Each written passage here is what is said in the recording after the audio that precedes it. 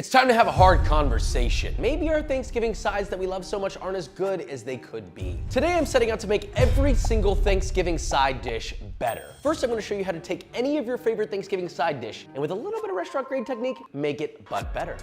And then I'm gonna take the 8 most popular Thanksgiving side dishes in America and I'm gonna show you Joshy's upgraded version. You're gonna forget about that turkey real quick. But you know what else you could upgrade? Water. That's why today's sponsor is AirUp. I know sometimes it can be hard to drink enough water. I know we don't. Line cooks definitely don't. That dark brown pee. Or maybe you think it's boring. AirUp is not. This is science. You're not even physically adding anything to the water. It is water flavored through scent. This is like molecular gastronomy in the form of drinking water. It's super easy. You fill up your water bottle with just plain water, put it on your mouthpiece, find your favorite flavor pod, put it on the mouthpiece, press it all the way down. At that point, it's not activated. You pull it up till it stops. Now it will aerate the water with the flavor of your choice. There's no sugars, calories, syrup, or any of that weird.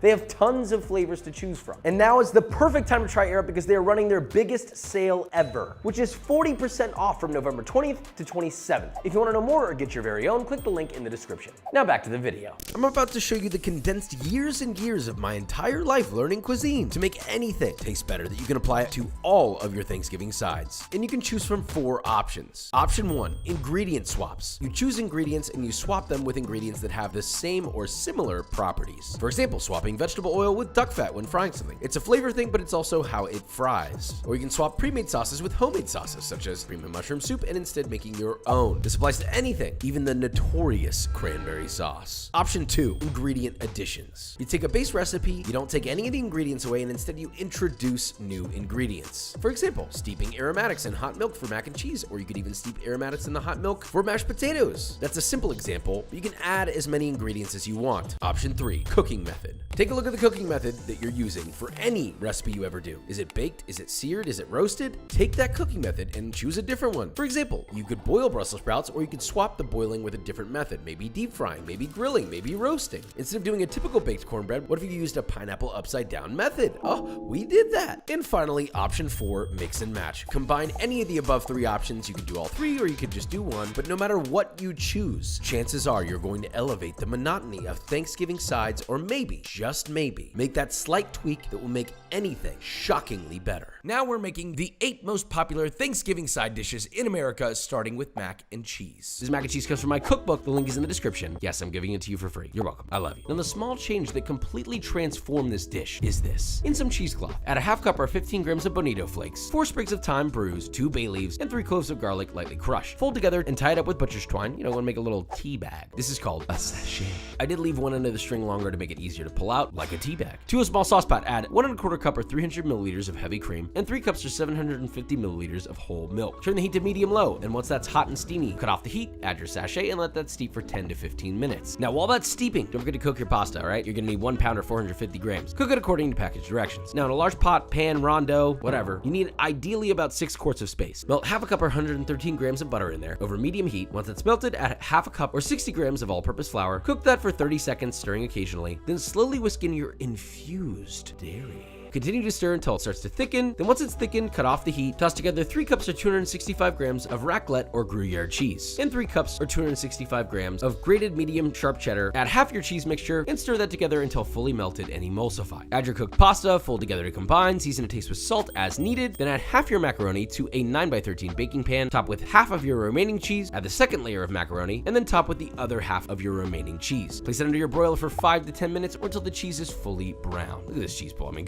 I'm about to fall to my knees. All right, this might be the best mac and cheese that there is. It's an iteration from my cookbook. The link is in the description. It's one of my most favorite recipes from the whole book, but it's not the best recipe in the book. That's the crazy part. But look at this. Look at this.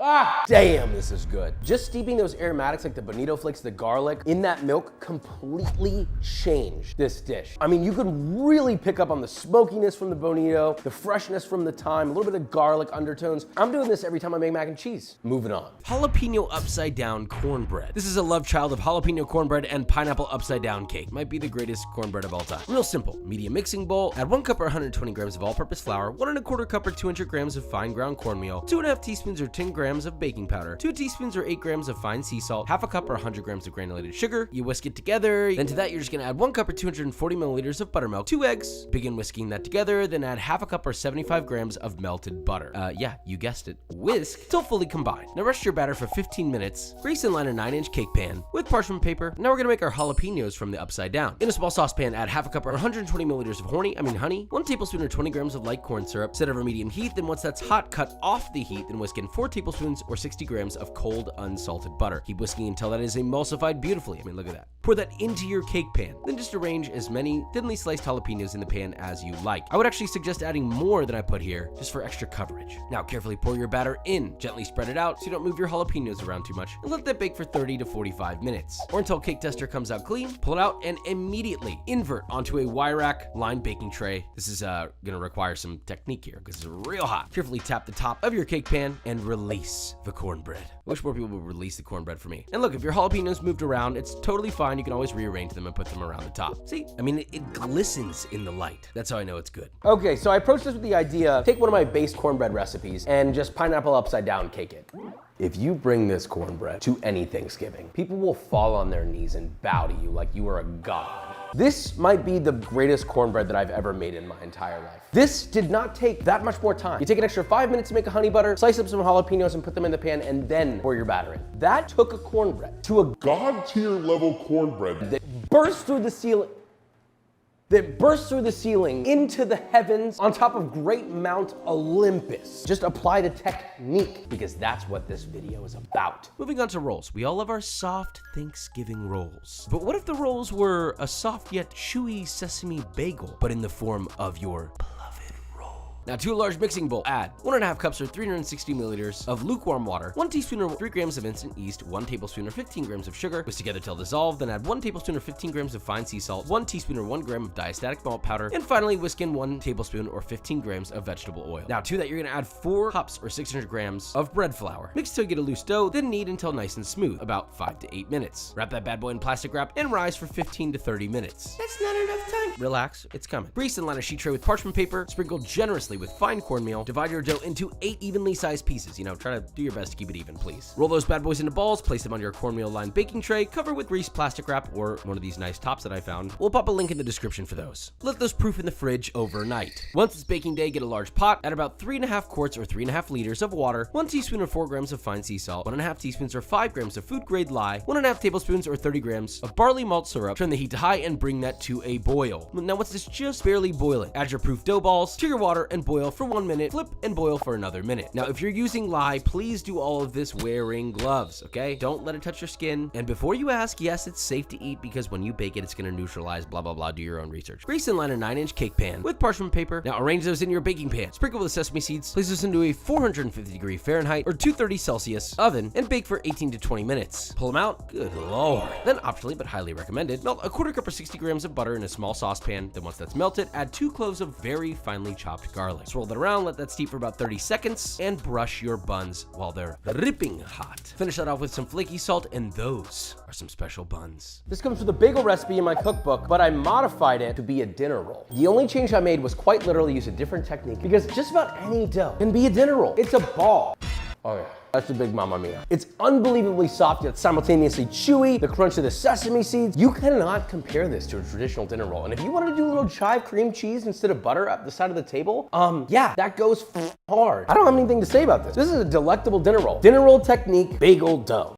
We combined 2 things and made a new thing. Moving on to sweet potato casserole. Please stop with the massacre of sweet potatoes with marshmallows and all this. No, we can spice this better, Penang style. So you're gonna need about 1.5 cups of Penang curry paste. If you don't have that, you can make it really easily. In a blender, you add 3 shallots, rough chopped, 8 cloves of rough chopped garlic, 8 mackerel lime leaves, thinly sliced, 1/4 cup or 40 grams of toasted peanuts, 2 tablespoons of galangal grated, 2 stalks of lemongrass thinly sliced, half a teaspoon or 2 grams of cumin powder, 1 tablespoon or 14 grams of coriander powder, and 3/4 of a cup or 30 grams of dried Korean chilies, which I rehydrated in some boiling water for about 5 minutes, so they're nice and soft. Now blend that on high speed using a plunger to get it evenly blended until nice and smooth like this. That's it. It's actually extremely easy to make curry paste. Just finding the ingredients can be hard. You can always swap galangal with ginger. For the fried shallot topping, fill a Dutch oven halfway up with vegetable oil, and while cold, you're gonna add in anywhere between a cup or a pint of thinly sliced shallot. Yes, while it's ice cold. Turn the heat to high and then constantly stir using chopsticks. They're gonna boil and fry. Once the bubbling subsides and you have a nice golden brown, immediately remove and transfer to a paper towel lined baking tray. They will continue to color after you pull them. Season with salt, toss, and they're done. Now back to our curry. Grab yourself a large pot. Add enough vegetable oil to coat the bottom. Bring that up over medium-high heat. Once that's hot, add your 1.5 cups of curry paste and let that cook until it dries up and deepens in color, about 2 to 3 minutes, like this. I wish you could smell this. Deglaze with 3/4 of a cup or 180 milliliters of chicken stock. Then add 4.5 tablespoons or 45 grams of palm sugar, a 14-ounce or 400 milliliter can of coconut milk. Add 2 more mackerel lime leaves, optionally 1.5 tablespoons or 15 grams of handashi. Then you're gonna add 3 sweet potatoes that have been cut into large chunks, about 1 to 1.5 inches. Bring that to a boil, add a lid, reduce the heat to low, simmer for 10 to 12 minutes or just until it begins to soften, but you don't want to cook all the way through. Then pour all that into a 9x13 baking dish. Cover with foil, pop into a 375-degree oven, and bake for 30 minutes. Pull it out and it's done. Now you can just top this with fried shallots, but if you want to take it a step further, you can always dollop some whipped coconut cream on top of these bad boys, top with fried shallots, thinly sliced red Fresno, some Thai basil leaves, and you're done. That's a worthy sweet potato casserole. When I came up with this, it was a simple idea. It was, I hate sweet potato casserole with the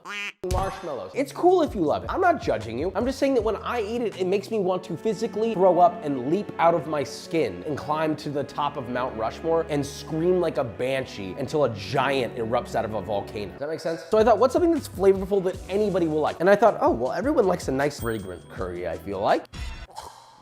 Choked on shallot. The only thing that Bikram smiled at all day today was me choking. This is the best sweet potato dish I've ever eaten. And I really mean that because I do not like sweet potatoes that much. I would argue that in a way it almost lends itself to a spiced sweet potato casserole. Because this is spiced, this is rich. It's not buttery, but it's coconut creamy. And it's fragrant as I mean, this really does taste like Panang curry. If you've had a good Panang curry, right here, buddy, right here. You could probably add marshmallows to this if you wanted to, and I bet it would still be good. Because the whole point of this is taking an idea and just swapping it with a slightly different set of flavored tones. And you have a completely different and elevated experience. Moving on. Speaking of casseroles, green bean casserole. We're not using cream of mushroom, we're making the best. Heat oil in a medium saucepan over medium heat. Add 1/2 pound or 225 grams of rough chopped mixed mushrooms, any mushrooms you want. Season with salt, cook until soft and lightly browned. Remove the mushrooms, then add 1/2 cup or 113 grams of unsalted butter. Once the butter is melted, add 3 shallots, finely chopped, 4 cloves of garlic, thinly sliced, and 2.5 tablespoons of all-purpose flour. Now cook that down for about 30 seconds. Then add 1 cup or 240 milliliters of heavy cream and 1 cup or 240 milliliters of whole milk. Whisk it together, let it cook, and once it starts to thicken, pour your mushrooms back in, stir it together, and season to taste with salt and pepper. Make sure that this thing tastes good. You can always add a little sprinkling of mushroom soup base powder if you have it because it's really good and it has MSG in it. I like it. Now, for the green beans, you can use canned green beans, but I really beg you if you would just not do that. Just get yourself 1 pound or 450 grams of green beans that have been cut in half and just plunge them in some boiling water for like 30 to 45 seconds. That's all you gotta do. You don't have to do canned, okay? Pop your green beans into a 9x13 baking dish, pour your mushroom mixture on top, fold that together, then in a bowl, combine 1 cup or 60 grams of your fried shallots and 1 cup or 60 grams of lightly crushed kettle-cooked potato chips. Toss that together and cover your entire baking dish with that. Now, pop that into the oven at 350 Fahrenheit for 10 to 15 minutes. Be aware, I found out the shallots will actually color extremely quickly, so worst case scenario, if you need to cover with foil, you always can. Don't judge me, I'm eating this directly out of the casserole dish because I can! Holy people get really defensive about this dish and how their grandma makes it or their mommy makes it. And look, I get it. My mom makes a great green bean casserole. Listen, the greatest green bean casserole of your life awaits you right here. Our own version of the cream of mushroom soup is so significantly more flavorful, it's not even in competition with the other one. It does require buying a few other ingredients, and it does require another, 15 minutes of work for 10 times the payoff. 10 times. You can use French just fried onion if you don't want to make your own fried shallots, but I'll tell you right now, this potato chip fried shallot topping, crunchy, aromatic, flavorful. The French just fried onions don't even taste like onion. This tastes like shallot in your face. Followed by the crunch of the potato chip, gives you some more body. But the key to this, not only did we swap pre-made stuff with whole ingredients made from scratch, but by making your own cream of mushroom, you can add any flavor you want. You want to throw in some curry spice? Do it. You want to throw in some fried garlic? Do it. You want to throw in a little bit of anchovy paste because you're just wilding like that? Do it. I'm not afraid of it. It's fine. You can do whatever you want. Throw in some Parmesan Reggiano. I don't give a You have unlimited options when you make it this way. And all of those options are good. Moving on. Cranberry sauce. This is shockingly easy. You get a hot pan, you add a quarter cup or 60 milliliters of cognac, let that reduce by half. While that's reducing, add 2 teaspoons or 8 grams of ground cardamom and 1 teaspoon or 4 grams of Chinese 5 spice. Mix together, and all you gotta do is add 1 pound or 450 grams of cranberries, 1.5 cups or 300 grams of granulated sugar, 1 cup or 240 milliliters of champagne, and 1 cup or 240 milliliters of orange juice. Don't have champagne? Fine, replace it with water. Totally fine. Set that over medium-high heat. Now bring that to a nice solid boil and reduce for 10 to 15 minutes, or until it's nice and jammy. Transfer that to a blender, blend on high, and optionally, but highly recommended, pass through a fine mesh strainer, and that's your cranberry sauce. Looks nice. We're about to discover something, fellas. Don't do that. Just serve it in a bowl with a spoon, call it a day. Let me just point something out. The texture of this is actually beautiful. Look at this, it's like gloss. I know a lot of people hate cranberry sauce, but we shouldn't. We can make it good. Oh, my mouth is watering. This is the worst way to present it. This looks so bad. I don't know why I did that. Ignore this. Ah, much better. The reason we hate cranberry sauce is because it's this weird unidentified thing that comes out in the shape of a can. It looks very much like an inverted rectum. And it doesn't really have much flavor. Are there even real cranberries in there? I don't really know. This tastes like a beautiful fine jam. And it's luxurious, and it's spiced, and it's got citrus, and it's sweet, and it's tangy. You don't have to put it on your turkey if you don't want to, but have a little side dish of this, and I promise you, it's gonna cut the richness and make your meal a little bit more exciting. Moving on. Stuffing. Look, this is really simple. Medium saucepan or saute pan. Add 3/4 cup or 170 grams of unsalted butter and set over medium heat. Once that's melted and bubbling, add 1 small diced yellow onion, 2 diced celery ribs, a little bit of salt and pepper to taste, and saute till it begins to soften. Now in a separate pan, heat over medium-high heat and add 1/2 pound or 225 grams of chorizo. Sear and crush with a spatula until browned and crumbly, about 4 to 6 minutes. Then once that's cooked, add 3 tablespoons or 12 grams of sage, 1 tablespoon or 8 grams of thyme, stir and immediately deglaze with 1 1/4 cup or 300 milliliters of pork or chicken stock. Scrape the fond at the bottom, cut the heat. Now to a separate mixing bowl, you're gonna add another 1 1/4 cup or 300 milliliters of pork or chicken stock and 2 eggs. Whisk that together till homogeneous. Now you're gonna need 1 solid pound of dry old white bread, and you're gonna cut that into 1-inch cubes. If it's not dry, you can always pop it on a sheet tray and dry it in a low oven. Get a big bowl, add your dry bread, add your sauteed veg, make sure you get all that butter in there. Toss that together, followed by your chorizo mixture, yes, all the liquid, and if it's still hot, let that cool for about 5 minutes. Then add your egg and broth mixture, add a handful of finely chopped parsley, a little bit of pepper to taste, a generous pinch of flaky salt. Toss one last time, place into a greased 9x13 baking dish. If you want to add a nice almost mole-like guajillo paste, which doubles the flavor, all you gotta do is stem and de-seed 2 guajillo peppers, lightly toast them in a small saucepan, cover with about 1.5 cups of water, bring to a boil for about 5 to 10 minutes or until very soft. Add a 1/4 cup or 35 grams of black garlic, blend with an immersion blender until as smooth as possible, then just spoon on nice thick dollops all over your stuffing. Then pop it into an oven set to 350 Fahrenheit or 175 Celsius for 35 to 45 minutes. The top should be lightly crispy, but the inside soft and delicate. Pull it out, and yes, your guajillo paste will have darkened. It looks almost burnt, but I promise you it's totally fine. Then optionally, but highly recommended, top it with generous dollops of Mexican crema, a little bit of hot sauce. I used Valentina, and more fresh chopped parsley or cilantro. It almost looks like camouflage that you're gonna walk into the forest of flavor with. That's something special. It's stuffing time. One of the most underappreciated sides in Thanksgiving history because it's usually boring. Now I know what people are thinking, gosh, some of that looks burnt, why? It's more of like a chili, black garlic, mole vibe. It's supposed to be dark. A little bit of the cream and the hot sauce helps break it up. It looks nice. And just like any good stuffing, it does come out like this. Oh! So clearly I was inspired by a little bit of Mexican cuisine. You could throw a little corn into this. You can maybe put a little bit of cotija, give it a bit more of an elote vibe. So basically take a classic stuffing. It's warm, like sitting by a nice open fire. The onion, the celery working together. But then all of a sudden, it's giving like mole, enchilada, spicy, sour, salty, fatty, chorizo, bop, bop, bop, all mixed in there. This might be the most ideal flavor combination for Thanksgiving stuffing. You're welcome. Now let's move on. Mashed potatoes. My mashed potato recipes are great as they are. Could they even be made better? Potentially. So we're gonna start by confing garlic in duck fat or olive oil. Combine 2 cups or 270 grams of garlic and 2 cups or 480 milliliters of duck fat or olive oil in a small saucepan. Set them to low heat and you're gonna let that go. Low and slow. Until the garlic is extremely soft. Remove from the heat and strain out your garlic. You can keep that garlic flavored oil to use on literally anything else. Now, you can blend your garlic until extremely fine, but to make it even easier, you can do it in a mortar or pestle. You can put it in a bag and squish it. You just need this garlic to be as smooth as possible. And we'll come back to this garlic in a second. Now, in a medium saucepan, add 1 cup or 240 milliliters of whole milk, 1/2 cup or 120 milliliters of heavy cream, and 1/2 cup or 113 grams of unsalted butter. Heat that over medium heat until the butter is melted and the mixture is hot. Now, to boiling water, you're gonna add 4 pounds or 1.8 kilograms of russet potatoes, peeled and quartered, cook till fork tender, remove your potatoes from the water, then pass each potato through a potato ricer into a large bowl, add your garlic and your milk mixture, then just fold together using a spatula, season to taste with salt and pepper. It's buttery, it's rich, it's creamy, it's got this sweet, subtle, tender, garlicky flavor in the background. Serve that with some melty butter on top, little fresh pepper, maybe some flaky salt, and enjoy. That's not a real French word. This is one of the simplest changes of them all. It's quite literally a traditional mashed potato with confit garlic. So really, this is a recipe for confit garlic. Use whatever mashed potato recipe you want, make confit garlic, blend it up, and put it in the mashed potatoes.